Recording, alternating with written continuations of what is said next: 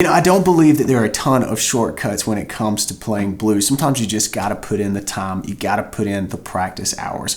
But I do want to help simplify things for you. So I'm going to show you a spot on the fretboard that sounds super bluesy, and you can come up with a ton of licks on your own. Let's get right to it.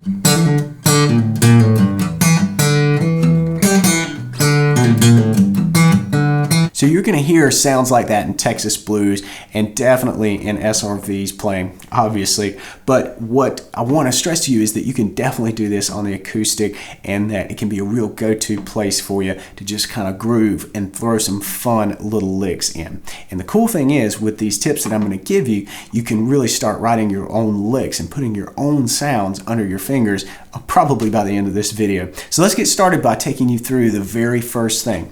The first key really here is that you got to know this is the E blues scale. So this works great when you're playing in E. Notice that I was just thumping along with my bass here to keep us rooted solidly in E, but you can do it to a shuffle or really a ton of other rhythms. So this is very versatile. Now what I'm going to do is take you through the E blues scale here. So we start out with our open 6th string, then we've got the 3rd fret 6th string, then we move up to A for the 5th string, then a B flat here on the 1st fret 5th string, up to B, a half step above at the 2nd fret, and then finishing out the scale with the open 4th string, our D note, and then finally the E here. Now you'll definitely want to go above the octave a little bit. We want to keep things lower, but I do find that this G above the octave, because it's an open string, it's just got a really cool sound.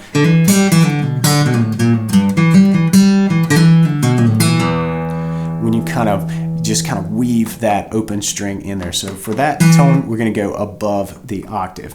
All right, but again, the E blues scale. But you can't just play through the scale, or it's just going to sound like you're practicing your scale. So for the second tip, what you've got to do is kind of strip away some of the notes.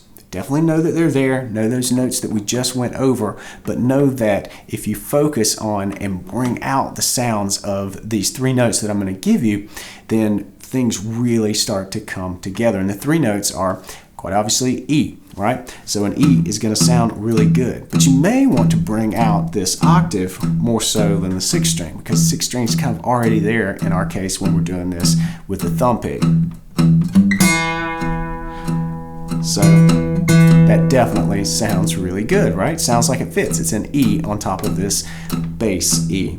Now the second note to really pay attention to, I already talked about it a little bit, and it's the minor 3rd or G. Now you can do it on the 6th string,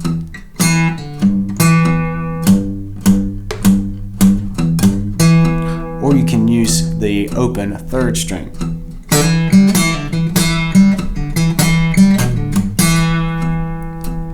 And you get some cool snappy sounds happening there. And then finally, you can work in the B, and we'll go to the 5th string 2nd fret for that.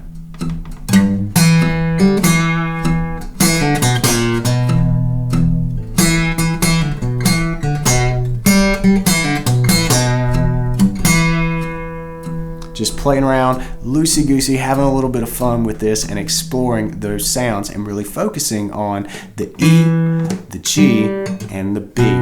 Now, those 3 tones are very important because it's the root, and it's the minor 3rd, and the 5th. And really, think about it, you've got your E and your B right here in an E major chord, and there's your minor. That's where that G is coming from. So those are some important tones to really focus on. But as I said, you can't really forget about the other tones. They're there and you need to use them. So that's the next tip. Let's use those other tones as sort of passing tones. We want to really focus on our E, our G, and our B, but the other notes are still there.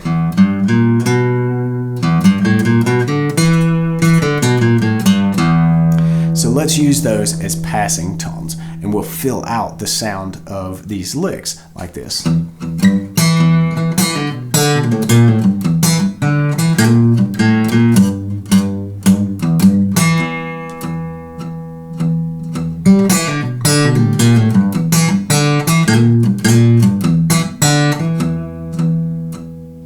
All right, so our real passing notes here then are going to be the A, the B flat, and then we also use this open D on the 4th string as kind of a passing tone. These are definitely cool tones, they're definitely important, but it really simplifies things if you focus on those 3 important tones and view these as kind of the supporting cast. All right, so another tip is to use some guitar technique here to really embellish those key tones, the E, the G, and the B.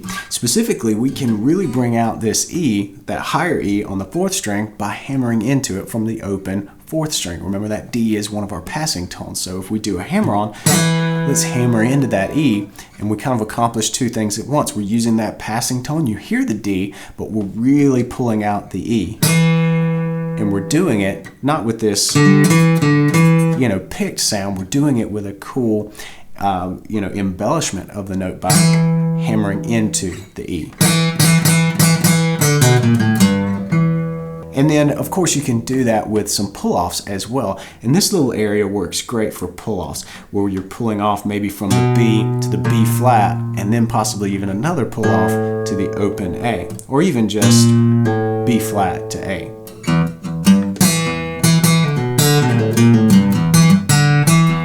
In a lick like that.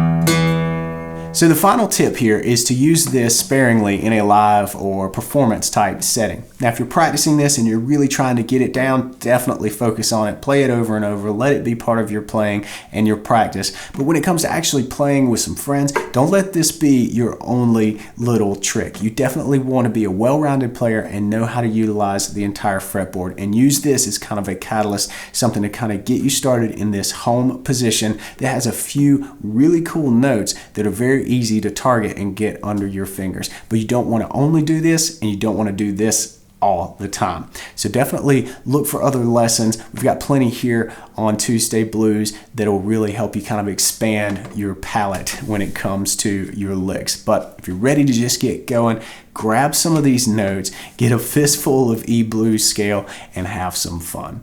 Now I've got some really cool lessons coming up. I'm working through planning a block right now, and I'm really excited about them, so you definitely don't want to miss that. Hit the subscribe button to make sure you follow along. So be sure to come on back next Tuesday for another acoustic blues guitar lesson, and until then, play on.